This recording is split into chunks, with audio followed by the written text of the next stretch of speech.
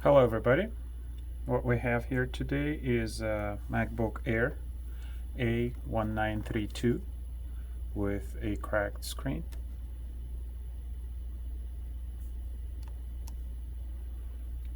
There you go.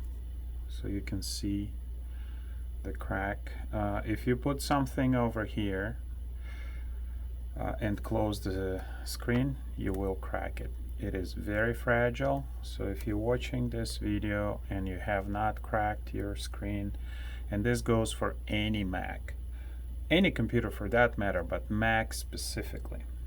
All right, what we're gonna do first, so we have a replacement screen. Before we do any work, we're gonna take a look at the condition of the screen. Screen could be damaged in shipping, could be damaged while it was being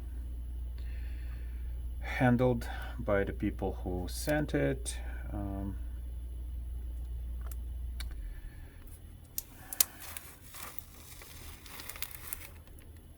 The black label on here is specifically so that the screen wouldn't get hijacked by the authorities, I guess. I don't know. That's what I was told. We need to take a close look at the wiring harness. It is imperative that it is in perfect condition.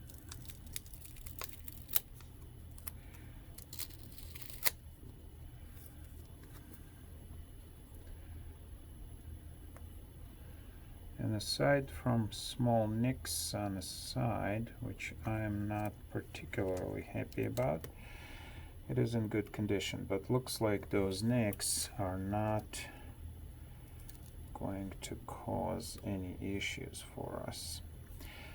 I would hate to put a replacement in and find out that it had an issue on it. I'm going to take a magnifying glass and take a look here. Alright, I have this big one over here, and there is a crease on the connecting cable, but I don't think that it's going to be a problem.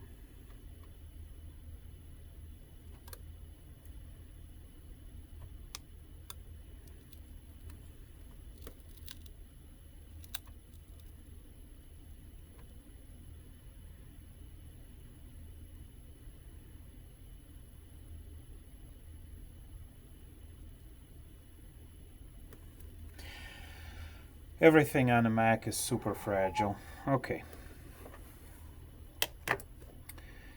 We are going to put this one away and start disassembly on the main computer.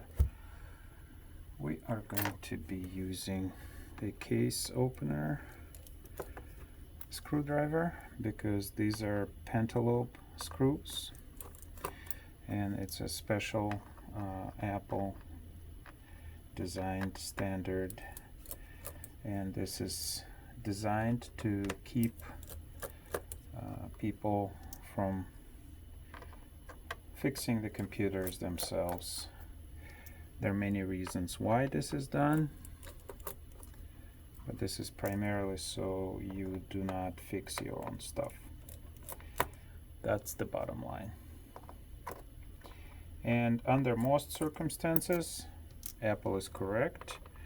People do get into the computers. They don't know how to properly repair them. Although today, with advent of the YouTube and people pitching in how-tos, it is less of a problem. Okay, I'm gonna use a case opener and just slide it along the sides to disengage whatever is holding the back plate in place.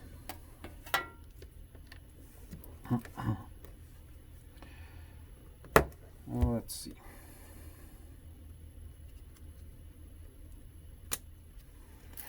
This is the battery connection.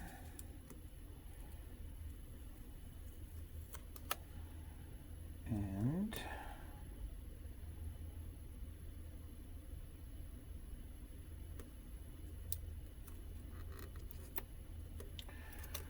we are going to disconnect the battery to make sure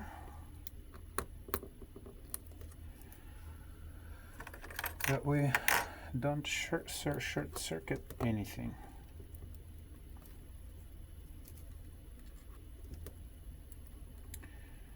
Don't need any more problems than we need. All right, just push it out.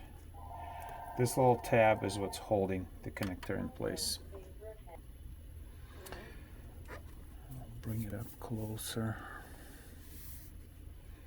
This is the little tab that you pull, and this is the connector that you disconnect. All right. Next is we're gonna need to remove this piece here, and that piece is we're gonna need some T's. That's too big, too small, I should say. All right, T5 is what I'm using for those that really want to know the size of the screwdrivers.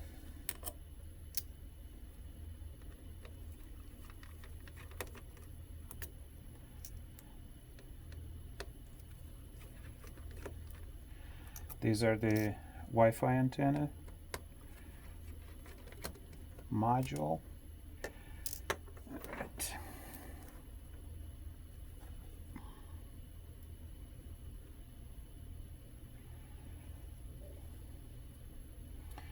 And we need to remove a bunch of these things. They're the ones that connect.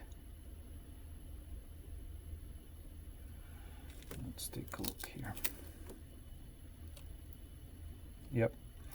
So the actual interface, video interface connection is under here. And we are, okay. All right, that one is smaller, and that is T4 connection, or I should say the screw size. T4.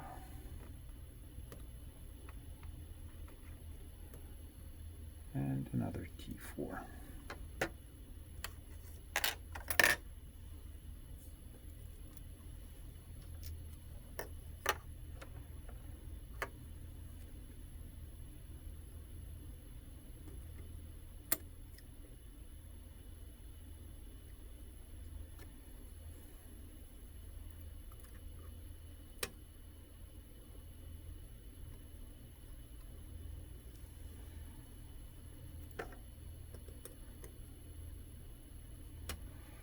Oh, we need to disconnect these two, because that's where the Wi-Fi cables come in.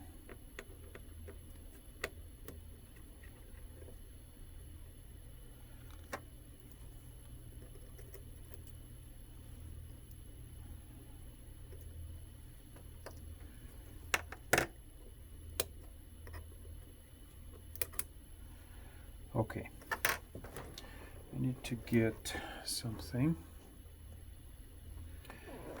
Next, we're going to take out screws for that hold down this board, and they are T5s.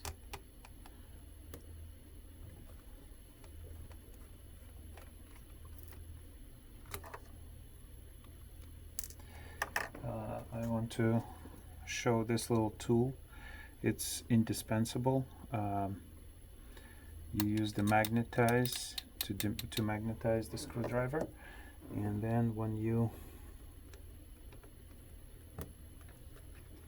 pull out the screws, they get stuck to the screwdriver and not fly around everywhere. Alright, we got this little cable, or I should say board, disconnected.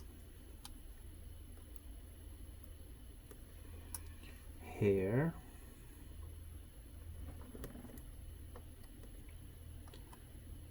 Okay. The antenna module is kept in place. It is either a glue or a screw that I don't see yet.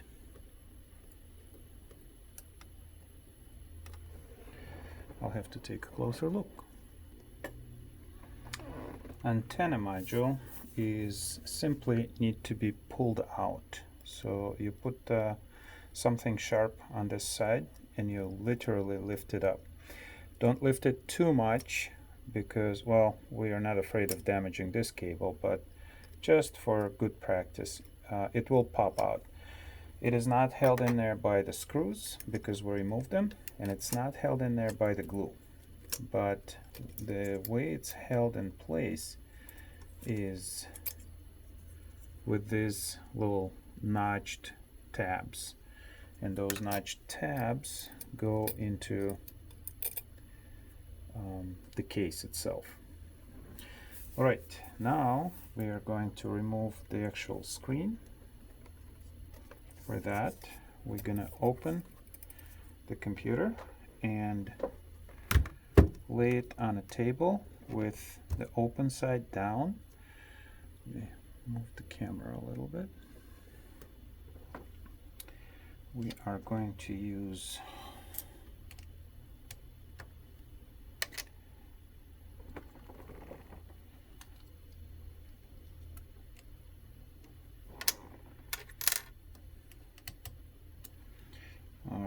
this is a T9 screwdriver to get those big screws that hold down the screen off.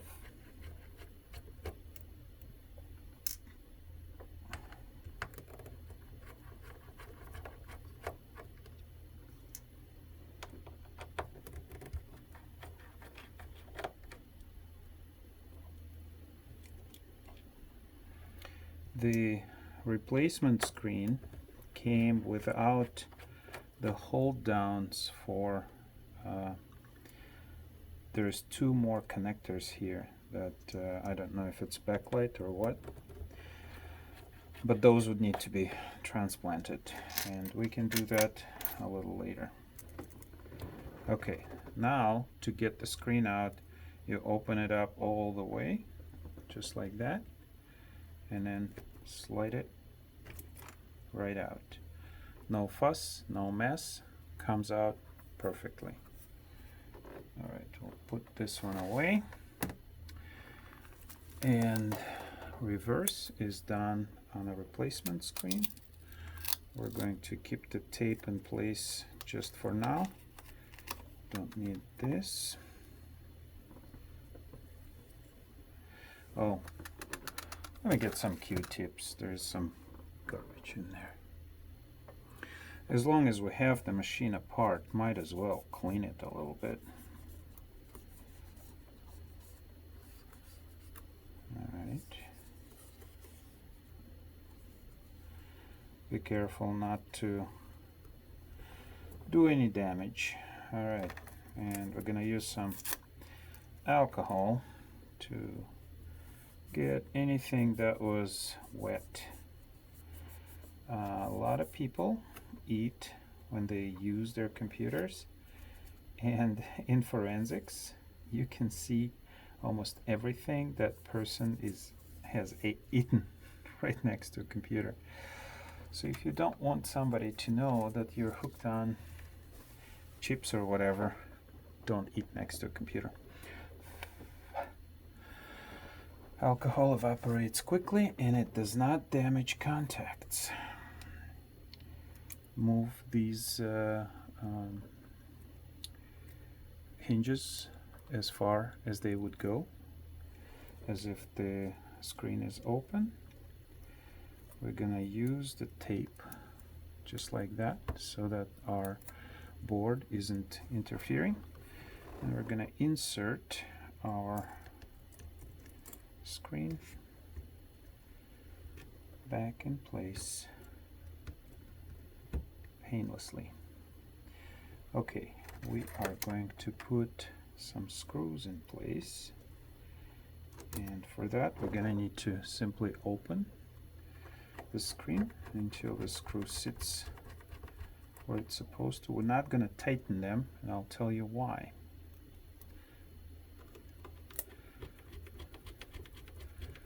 These are the minor adjustments that need to be made to an Apple computer. One is on the trackpad, the other one is on the screen. As you put the screws back in, the actual computer can slide between the base and the top. So to align the top and the base, you just basically put it up on the side, on the front, and on the side. And as you can see right now, it's not aligned. Let's see.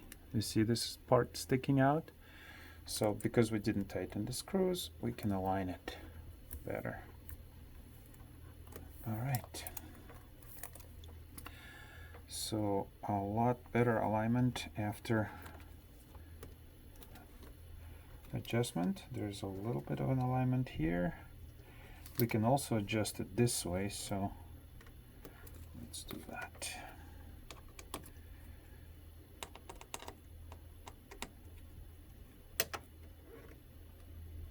So all the gaps, like the gap over here and the side, flush, everything sits where it's supposed to.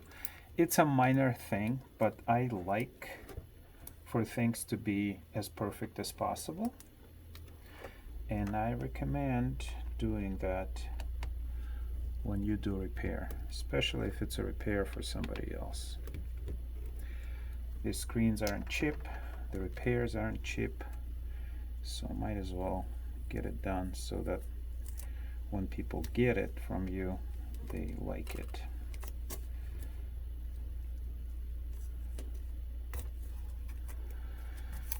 All right.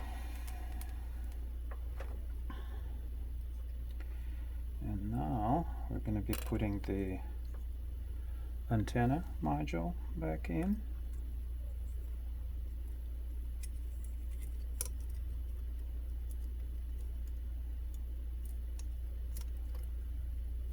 Okay.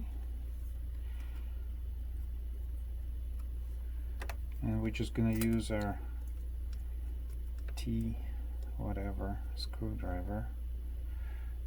Let's put some screws in here so we know that the alignment is proper.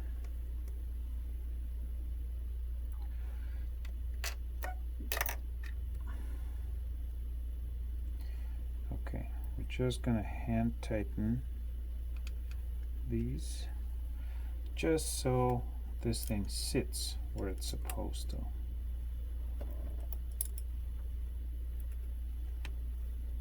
Alright, now I know that it's in position, and I can push down on those little notched tabs.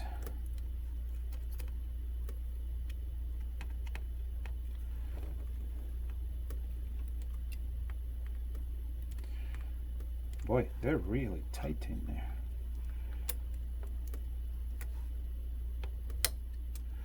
Okay, that seems to be good, and we're gonna put the rest of the screws back in. So some screws for the screen, and before we put all the other screws back, I would like to do a test just to see if there are any issues with the replacement screen.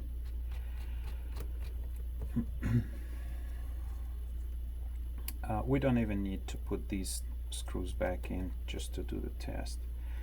All right. A quick note: put the screws in before you put the antenna module back in. It is a little bit oversized and these screws go in too tight. Don't need to make any more work than we have to. Reconnect our screen. And let's put just one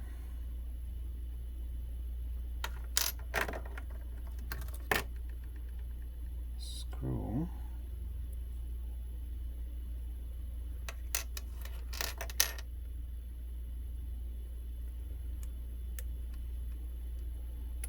So it doesn't wobble on us.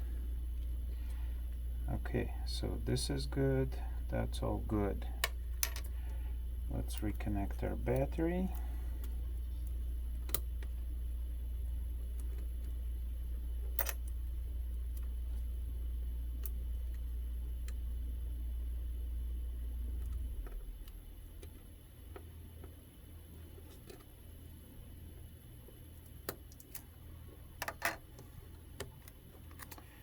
And moment of truth.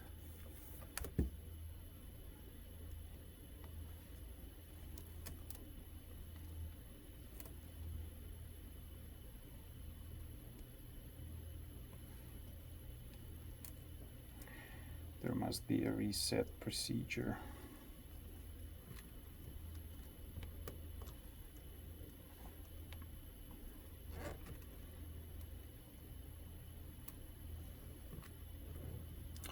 Alright, I'll have to take a look at that. Alright, the reset procedure is that it needs to be plugged in. Once we have it plugged in, usually it works no problem. So I don't see any issues with the screen. It does come up as it's supposed to. And we have image without any distortions or issues.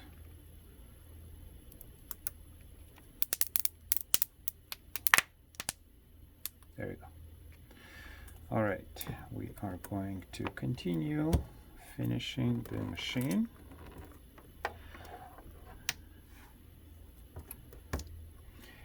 Do not peel away all those protective things because as you work through the machine,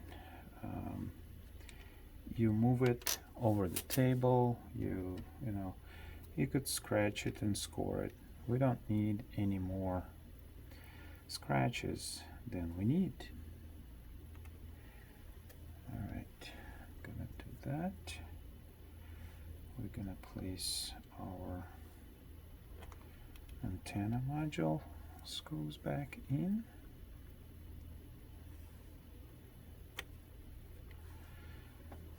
Gonna tighten everything.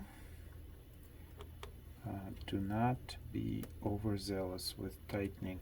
It would be nice to have a tiny little torque wrench, but since we don't know the torque specs, just tighten them by hand. And if your hands are too strong, ask somebody who is not very strong to tighten them for you. All right. Next, I'm going to put this back in. This feels like an iPhone repair. So tiny, and they're just going to get tinier and tinier. It's good that there are screws at least and not glue. On an iPad, everything is glued together, so thank you, Apple, for putting in screws. And these little tiny screws, you don't even need to put a screwdriver on, just tighten them by hand with the blade itself.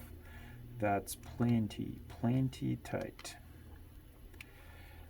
The tops of the screws are specifically designed not to unwind by themselves, although after prolonged use they will unwind, which means you gotta have them tight enough. At the factory they're also putting thread lockers in place. Doing repair on that level, meaning putting thread lockers on those screws, is probably too much, but having them tight is important.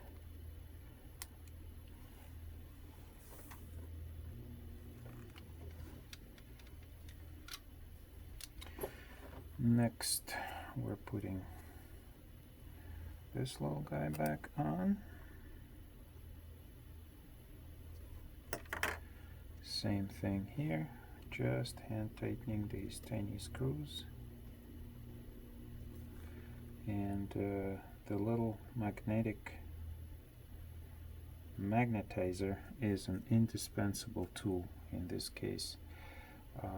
If you're working on a hard drive, and this is from other videos that I did, do not use demagnetizer. In fact, don't bring it close to the hard drives. They are magnetic and they will potentially fail. Also, the screws on the hard drive are non-magnetic.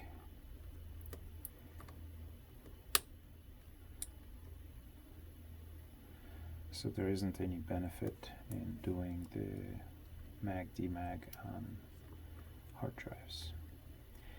This particular unit uses all SSDs, no hard drives here. We're not going to mess anything up. And as you noticed, I did not disconnect the battery, so potentially any one of these screws could fall onto the board at just the right place and short circuit it. We don't want that, so the magnetizing here is quite useful.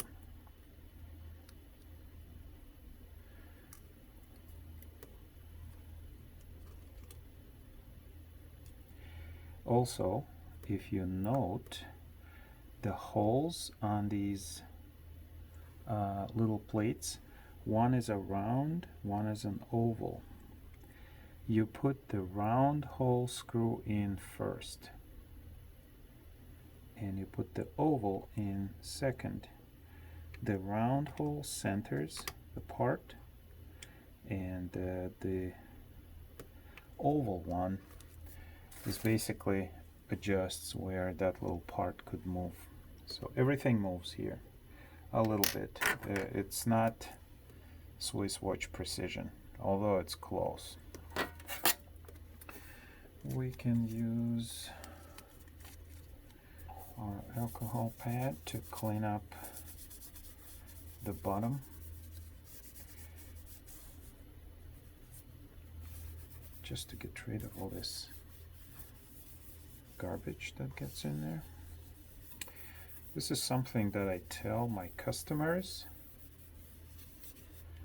If you take a look at this, it is a plate, meaning that this center is deeper than the outer parts. If you spill something, it'll stay here and it will damage your board. Don't have any liquids near these things. They cannot handle any liquids whatsoever. Alright, we have our final stretch. We are going to reassemble the back. Oh, didn't put a screw in there. some things do happen if you put screws aside like I did and you move the computer. If you have a cramped space where you work, some of those screws could disappear. Take a look at the upper section of your computer. There are magnets in there, and those screws sometimes get attracted to those magnets, and as you spin your computer while you work on it, they could get caught by the magnets and then dropped on the floor, and usually when they are on the floor they're really hard to find. Just some things out of experience that I know do happen. For those that are going to attempt this kind of repair, do know that there isn't anything that you need to do electronically with the computer to activate the screen. For now, the screens are generic and will work as long as you have the right screen. Oh, the battery died. Wonderful. It does work. We have seen it. I'm going to put it on charge, and this repair is finished. A couple of things to take away. The screens are incredibly fragile. The new screens are just as fragile as the old screens. So peel off the protective coating only when you're done. That's number one. Number two, do not throw away the screen, the old screen. The old screen has value if the computer screen is not cracked, but the computer isn't working. It could be a backlight issue. Unfortunately, you cannot salvage a backlight from here, but you can use this screen to test computers to make sure that it's not the screen that causes the issue.